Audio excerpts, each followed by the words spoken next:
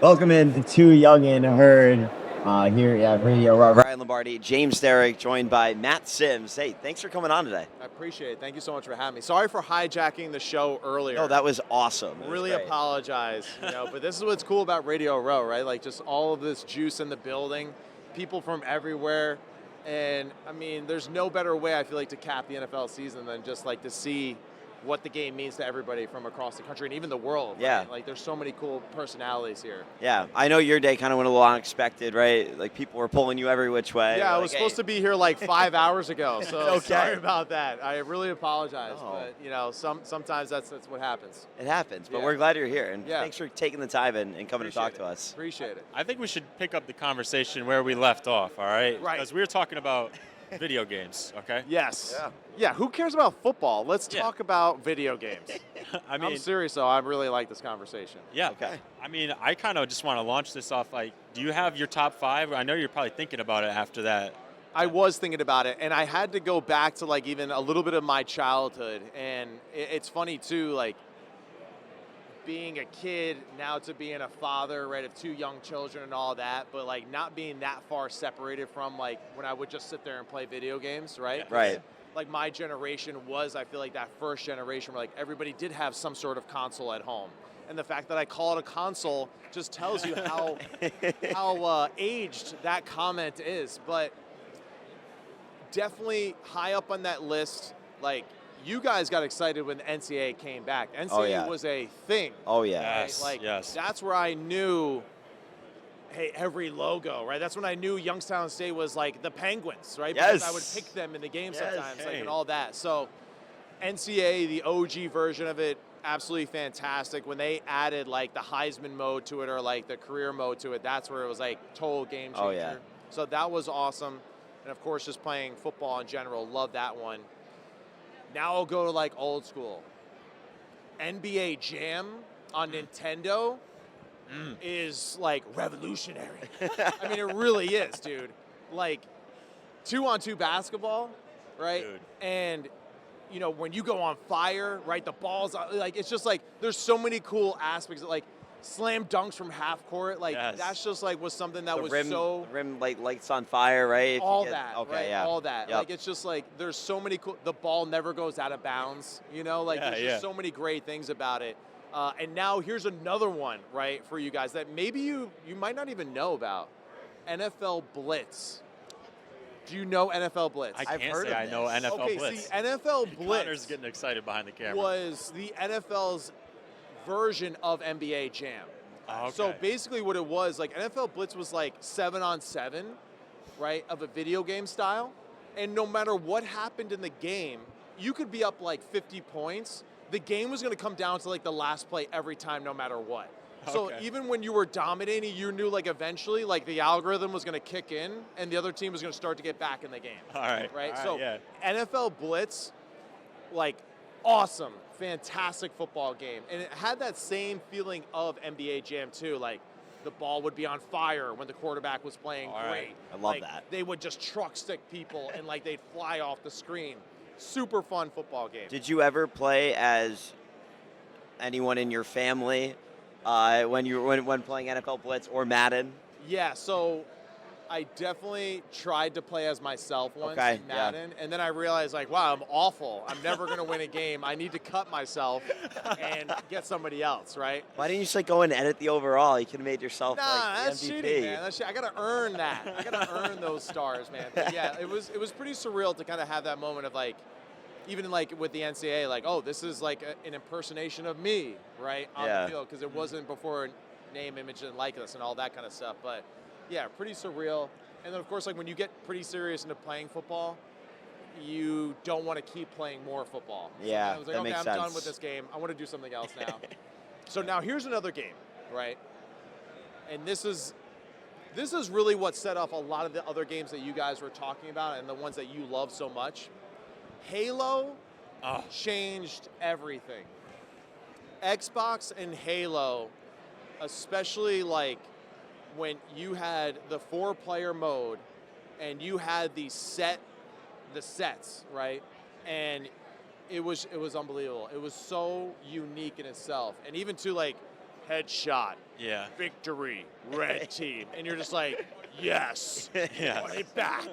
Red team is going to continue to dominate. And also, too, like, it added that flavor of, like, you could have your own name, right? You created your own little icon and, like, what it meant to you. Yes. What was your name on? That's a great question. It was probably like something like Sensation or something like that, like something dumb, but I was I was nicknamed Sensation when Love I was that. like younger, so I definitely had some version of that at that time. Yeah. Halo's, and then Mario Kart. Yeah. Mario Kart is like an OG. great game. I played the OG original one, right? When it was 64, then GameCube, and the new one, still a fantastic game, like to this day, how they Yeah. build it. So I love those games. Yeah, that's great. Wow, we went down a rabbit hole. Yeah, there. should we hop into the Amazing. football talk? Yeah. You want to do I that? guess so, yeah. You want to do that? Oh, you know what? have to. Oregon Trail. He remembers Oregon Trail. He remembers goodness. Oregon. You see that beard? He was actually on the Oregon Trail, all right? But What a- seriously, oh my a good gosh. game. An OG computer game, right? So One of that was like where we knew we were possible. It was possible to do something wild. Yeah. One of my friends at home will really appreciate that answer. Tries to speed run that game like to this day. So, No doubt. You skip stage, you're like, oh, 17 people died. It's okay. We're going to keep pushing forward. Manifest destiny. Here we go. Yes, Yeah. sir. Yes, sir. I mean, you touched on it a little bit, right? You came before the whole name, image, and likeness period. Do you feel like there's anything in your life you would have done like totally different had you been, growing up now in this age of football? Yeah, great question. It's kind of hard to even comprehend. I'm actually really happy that my 18, 19-year-old self didn't have to think about those things because it's a little overwhelming, honestly, and I think it also would have taken away why I played the game, right? Its meaning to me, right? Its purpose, and definitely would have made me kind of stray away from like what it was originally meant for me, and to chase money instead of just chasing the perfection of playing the game at a high level, right? It's interesting, but I'm happy for all the players. I really am. There's a side of me that like it's too wild. There needs to be some sort of organization to it. It's a little too up in the air at times, but there's no doubt that I'm like super happy for the players to have this opportunity to change their lifestyles, for them also to realize too that like it isn't like life changing money, and like keep that in mind, like you're not going to keep getting those checks for the rest of your life like the way that you see them. So like prepare for that, family, all that, like understand that, and that's where like there's some interesting aspects of it that you have to be careful of, and so there's some great positives, a little negatives to it, right? But ultimately, just happy for the players to have that Yeah. opportunity. And like you're coaching like high school football now, you mentioned, So right? I coach like youth sports all the way up through the pros. Got you. Yeah. So, just being a coach and then like thinking back to when you were growing up and like probably your dad like being there and helping Yeah. you, and now like then you obviously went on and played pro football, so you've seen a thing or two. What kind of impact can that have on the rest of the kids you're coaching? In what aspect? Like what impact? My My experience or like the money part of it? your experience. My experience. Yeah. I mean, for me, and I think for a lot of athletes, and I've shared the story a few times here this week, but just like when you're an athlete and all of a sudden you can't play that game anymore, there is definitely a part of you that like all of a sudden it dies. Yeah. Right. And you're trying to fill that void in your life, right? Of, a huge chunk of my life was in this pursuit of something. And then when it's not there anymore, all right, now what am I pursuing, right? To improve and to get better. And that is the pursuit of just educating, teaching, right? Giving back to the game, and hopefully giving my students the opportunity to improve and to enjoy the game the same way that I did, and present them with opportunities to meet people that they never did before. I mean, you kind of touched on it. How do you, I guess, coach people in a sense, like more the money side of being a professional athlete, or a collegiate athlete?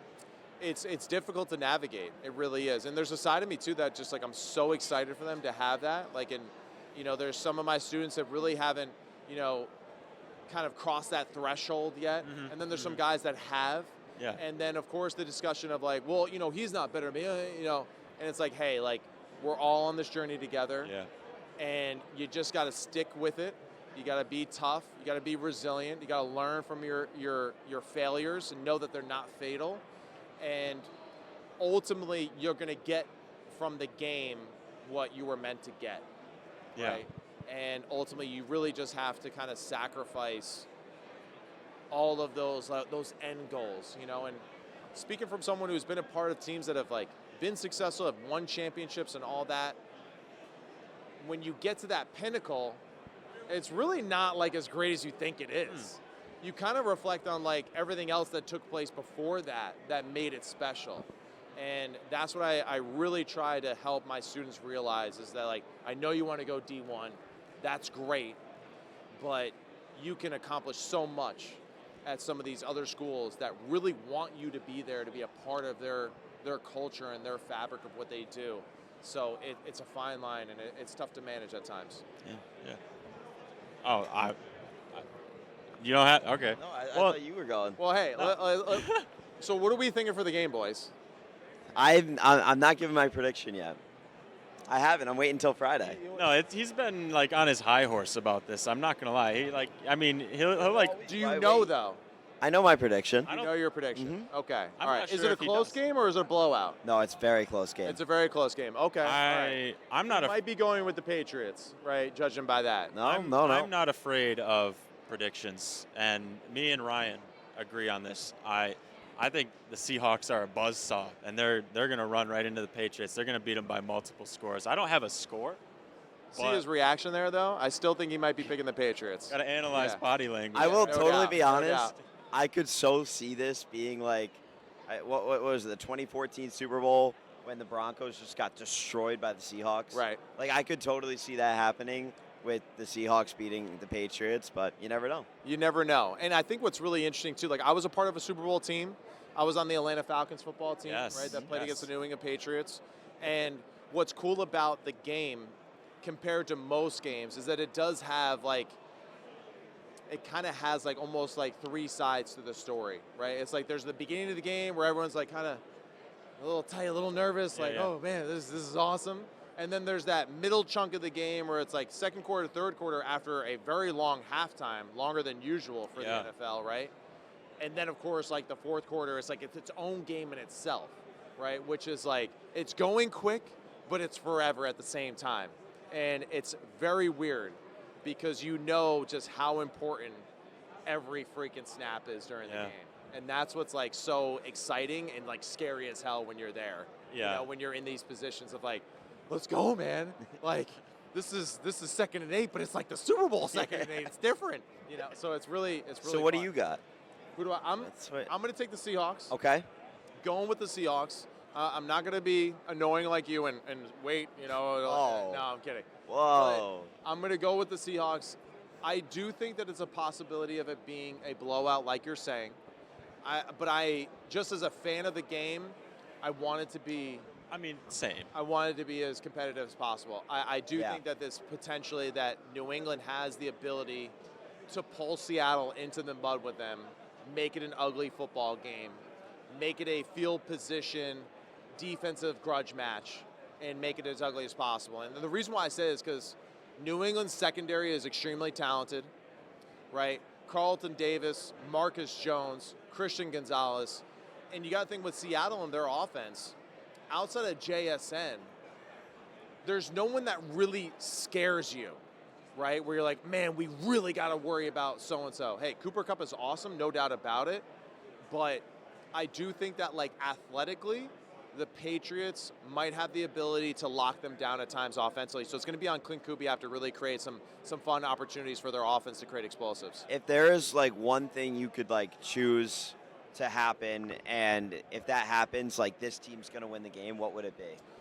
Man, in games like this, because we always talk about the quarterback. We always talk about, maybe the star defensive player, right, whoever we may think that is. Ultimately, for me, in games like this, I'm always who's going to be the guy that makes the play in special teams? Yes. Yeah. Right? Where is the special teams play that happens randomly in the third quarter Mm-hmm. that all of a sudden just like jumps everything for a team, right? Or just resets everything. And I even think back to Rams Seahawks, right? When that Yeah. ball, right, the muff punt, Yep.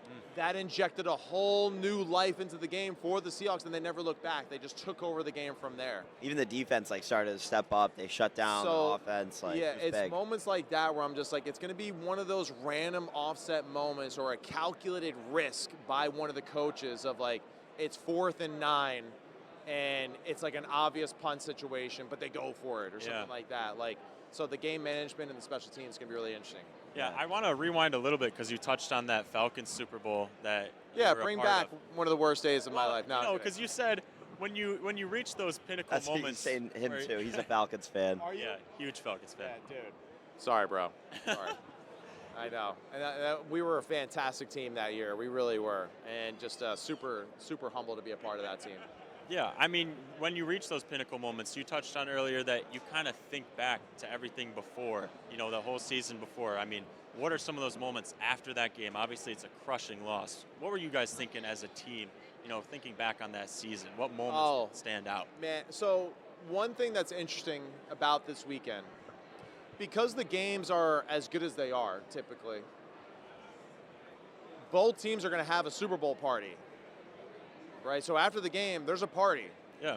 Because we don't know who's going to win it, right? It's too hard to say, we're going to set up the party because they got a lead here in the fourth quarter. It's like, no, like, both teams have a party, and one team's going to be celebrating the fact that they got it done. The other team's going to be coming together to basically just, like, console each other, right? And to kind of have that moment of, like, damn, we were this close. And that's the moment that we had as Falcons, right? We had a Super Bowl party, but it was in defeat. And, it's super powerful because you're seeing, grown men and women and the whole franchise basically all grieving together, in this very strange, surreal setting, while still celebrating the fact that, like, you had a hell of a year. We accomplished a ton, and we got to be proud of that. But there's no doubt that, like, you're grieving with like a stake in your heart at the same time. And like just talking about Super Bowl week in general, like having experienced it, is there like so many distractions that like lead up to the game? Your media availability, something the NFL has to change. I feel like there's so much access to the team, so much access to the players. How are you really staying focused for the game? I mean, they should fly in and then like the next day get up, do media, and be done with it. Yeah. And be over and say you have no obligations for the rest of the week. Because if you talk to a lot of players who have participated in that game, and like I wasn't playing, I was on the scout team, like I was a practice squad football player, so it was different for me, right? But I was still engaged in being locked in and helping our team prepare as much as I possibly could. But it's just so difficult for, I think, individuals and for teams to be able to separate those two things. So I've talked to a few people today, right, who have been a part of Super Bowl teams, and they were like, yeah, Thursday or Friday is when it really kind of hit the whole team that, like, we're back to the game again. And to me, I feel like that's just, like, a disservice to, like, what the game is about, you know? And even, like, the interview process of, like, people trying to get head coaching jobs. It's like, oh, yeah, like, Kubiak, let's interview for this. It's like, no, I gotta coach the Super Bowl, bro. Yeah. Like, what are we doing? So I think that's stuff that, like, the NFL can kind of fix that a little bit. I don't think that it's really necessary for the players to be kind of dragged around so much during this week with all that's going on, because I think it takes away from the product. Yeah, and it's not even like it's like, oh, it's the same journalists as always. It's people from people from everywhere, all over the country, but then also globally. There's people from around the world who come here to ask questions, and then Mike McDonald's getting questions like, "Is this a must-win game?" And it's like, come on, like, wasting no doubt. his time. No doubt. I mean, it's silly, and it's like, yeah, I think it's a must-win, and I think, that's a cool thing too for everyone to realize, right, or to think about, is that the impact. I'm a direct example of the impact of what a Super Bowl means, right? My name means something in the world of football because of my father's ability to play phenomenally well on the greatest stage in the game, right? And, to this day, it's still one of the best Super Bowl performances in the history of football. 22-25 with 2 drops, and bringing the Giants their first Super Bowl, right, in history in this modern era, like, Man, and he changed the fate of our family forever. And that's how powerful this week is, right, for everybody. And I think the players who are participating, the coaches, everyone, they won't realize that until like 5 years from now, when like they're going to an event like this and like, hey, we're here, we're Super Bowl champion so-and-so. It's like, yeah, like from now on, you got to introduce them, you know, like they're a Super Bowl doctor, champs. like they earned that right to have that title. And that's how special, you know, this moment can be for them. As we kind of like move into the back end of this interview, I do have two trivia questions for you. Okay, all right. So in your career, Why do you have this like weird look on your face? no weird look.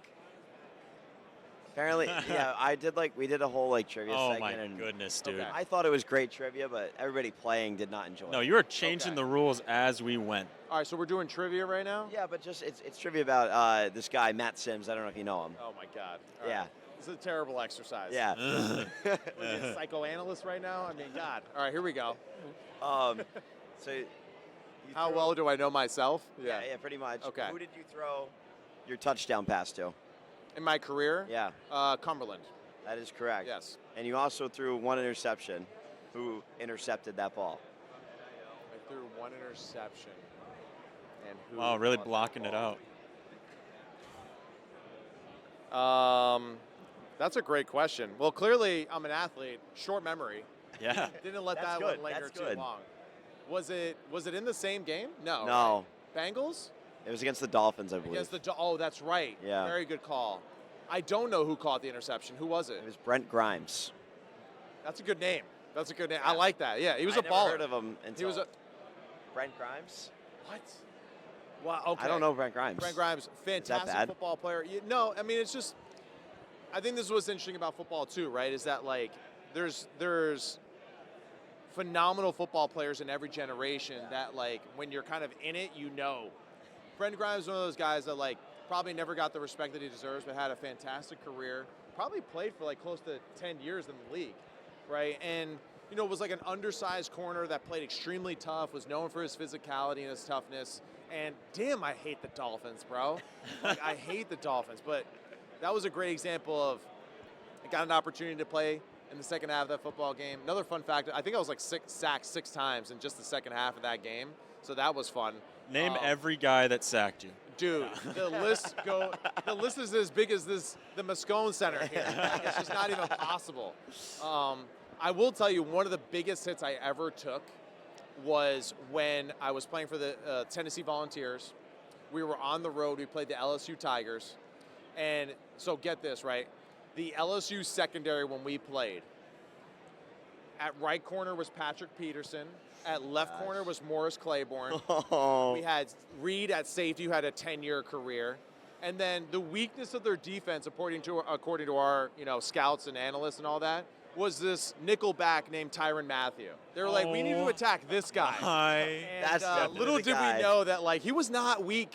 He was not the weakness of that defense. He was just a freshman at the time, but that game was phenomenal. And I remember dropping back to pass, and I was looking middle to the OTB, which stands for over the ball, and then I was going to go to throw a curl route over here to my left. And as I did this, all of a sudden, and I landed on the ground, and I was just looking up at the blue sky and being like, what the just happened?